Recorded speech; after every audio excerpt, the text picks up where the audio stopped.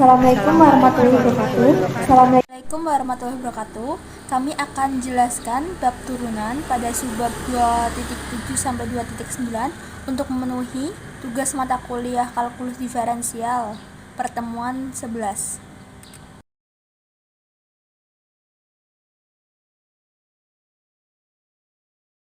Perkenalkan anggota kelompok kami, Asmino Fitriasari, Dita Jani Afrisa, Masayu Amalia Yulianti, dan Nita Lili P. Perkenalkan, nama saya Dita Jani Afrisa, NPM 22310055. Di sini saya akan menerangkan diferensiasi implisit dan penerapannya.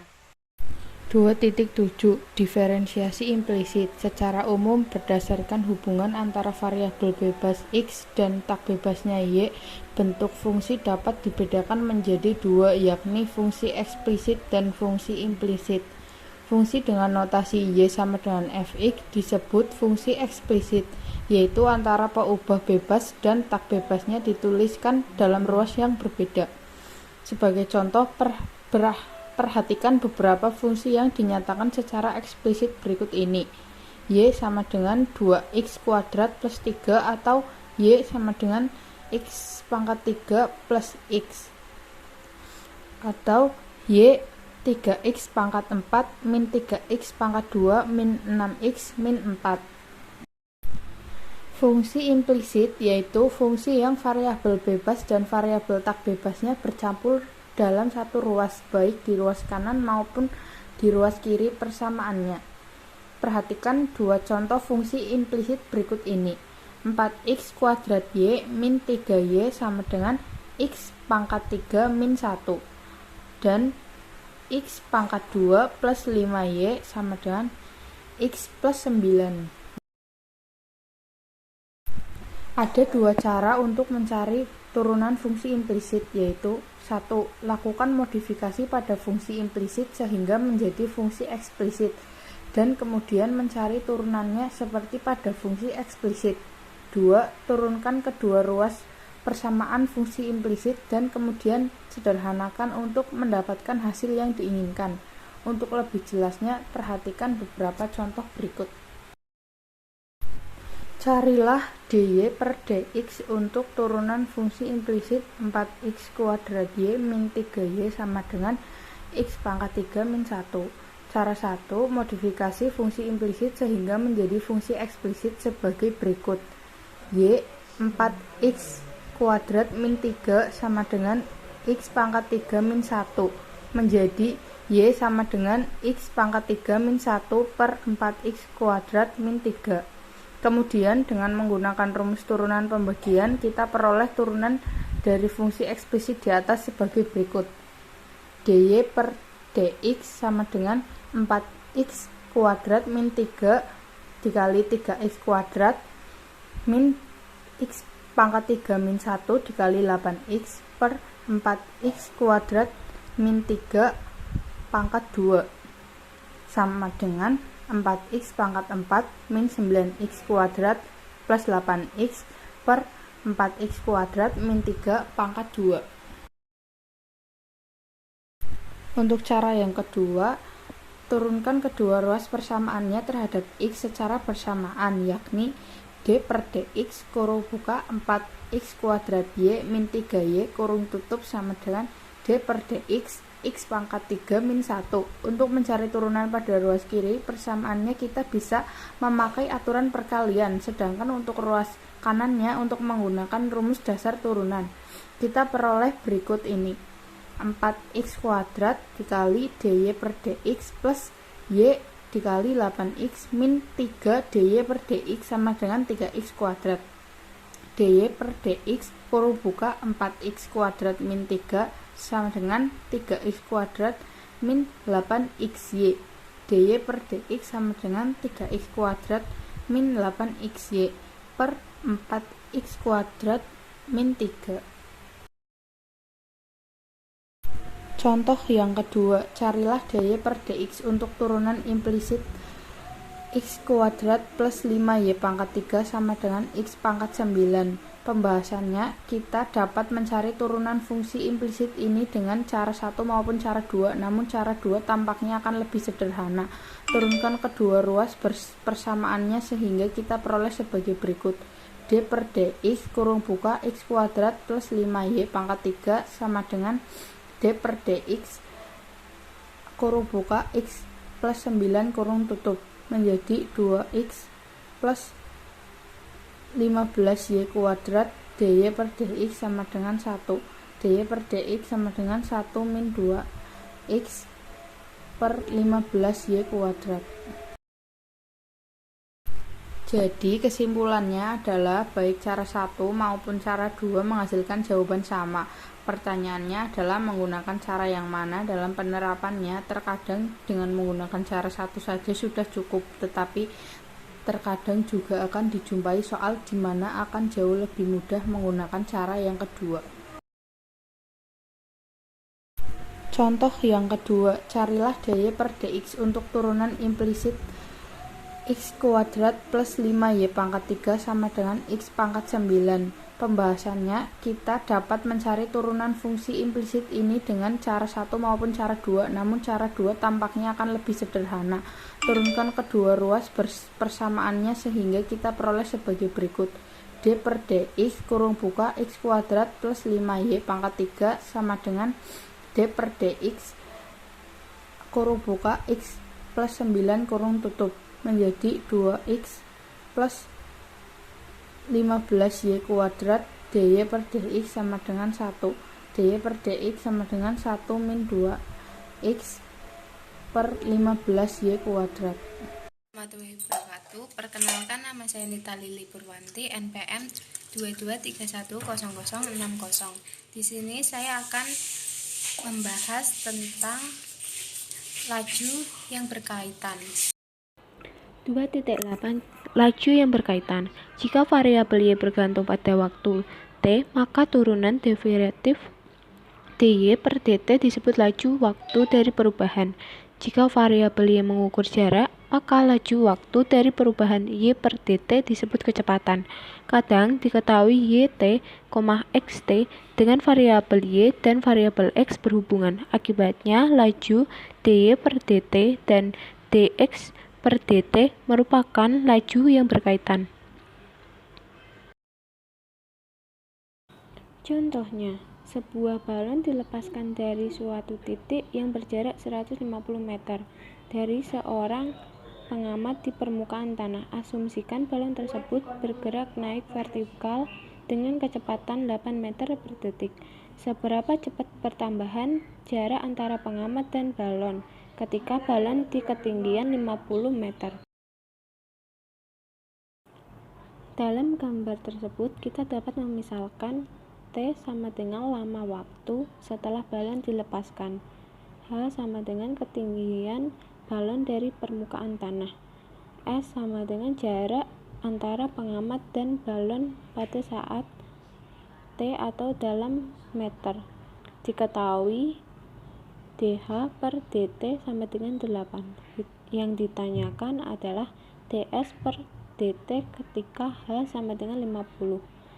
Dengan menggunakan rumus Pythagoras, didapatkan s kuadrat sama dengan 150 kuadrat plus h kuadrat dengan menerapkan turunan implisit terhadap t dan aturan rantai pada s kuadrat sama dengan 150 kuadrat plus h kuadrat didapatkan 2s ds per dt sama dengan 2h dh per dt akan menjadi ds per dt sama dengan h per s dh per dt. Jika h sama dengan 50, maka s sama dengan akar 150 kuadrat per 50 kuadrat sama dengan 50 akar 10. Lebih lanjut, ds per dt sama dengan 50 per 50 akar 10, 8 sama dengan 8 per akar 10. Jadi laju pertambahan jarak antara pengamat dan balon ketika balon di ketinggian 50 meter adalah 8 per akar 10 meter per detik. Assalamualaikum warahmatullahi wabarakatuh. Saya Masayu Amalia Yulianti dengan NPM 223100059 akan menjelaskan subbab 2.9 materi diferensial dan aproksimasi.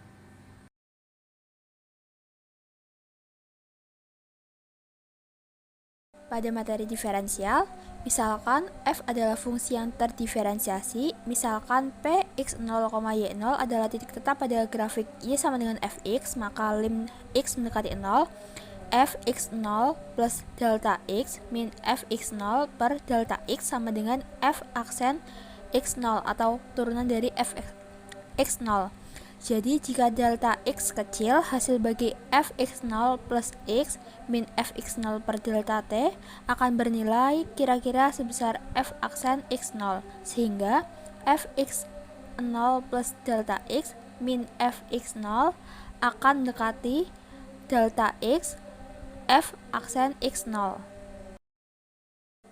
Dari fx0 plus delta x min fx0 akan mendekati delta x f aksen x0. Ruas kiri ekspresi ini disebut AY, dan ini adalah perubahan sebenarnya dalam Y ketika x berubah dari x0 ke x plus delta x. Ruas kanan disebut DY, dan dia bertindak sebagai aproksimasi terhadap AY. Definisi diferensial. Definisi formal dari diferensial terdefinisi adalah sebagai berikut. 1. Misalkan y sama dengan fx adalah fungsi terdiferensiasi dari variabel bebas x. Delta x adalah pertambahan sebaran dalam variabel bebas x. Dx disebut diferensiasi variabel bebas x adalah sama dengan delta x. Delta y adalah perubahan sebenarnya dalam variabel y ketika x berubah dari x ke x plus delta x, yakni y sama dengan fx plus delta x sama min fx. dy disebut diferensial variabel tak bebas y. Didefinisikan oleh dy sama dengan f aksen x dx. Tentukan dy apabila y sama dengan akar x kuadrat plus 3x. Penyelesaiannya, apabila telah mengetahui bagaimana menghitung turunan, maka tahu bagaimana menghitung diferensial, sehingga cukup menghitung turunan dan mengalikannya dengan dx. Maka, y sama dengan x kuadrat plus 3x pangkat setengah, dy setengahnya kita pindah ke depan, setengah x kuadrat plus 3x min setengah dikali 2x plus 3 dx. dy sama dengan setengah 2x plus 3 per x kuadrat min 3x pangkat min setengah dx, sehingga diperoleh 2x plus 3 per 2 akar x kuadrat plus 3x dx.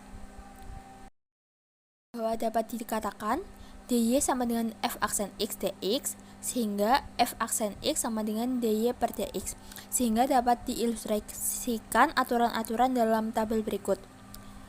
Pada nomor 1, aturan turunannya itu kan dk per dx sama dengan 0. Pada aturan diferensial, dk sama dengan 0. Pada aturan turunan, dk kali u per dx sama dengan k du per dk. Jika di aturan diferensial, dku sama dengan k du. Pada aturan turunan, du plus v per dx sama dengan du per dx plus dv per dx. Jika pada aturan diferensial, du plus v sama dengan du plus dv. Pada aturan turunan, jika du dikali v per dx sama dengan u dv per dx plus v du per dx. Jika pada aturan diferensial, du dikali v sama dengan u dv plus v du.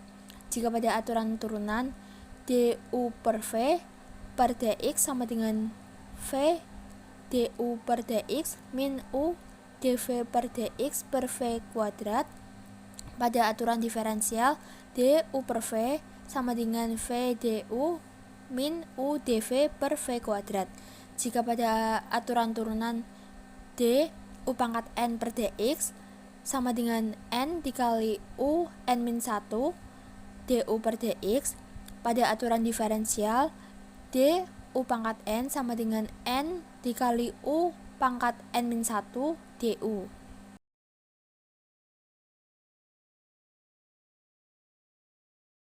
Contoh, pada penerapan aproksimasi, gunakan diferensial untuk mengaproksimasikan pertambahan luas sebuah gelombang sabun pada saat jari-jarinya bertambah dari 3 inci menjadi 3,25 inci.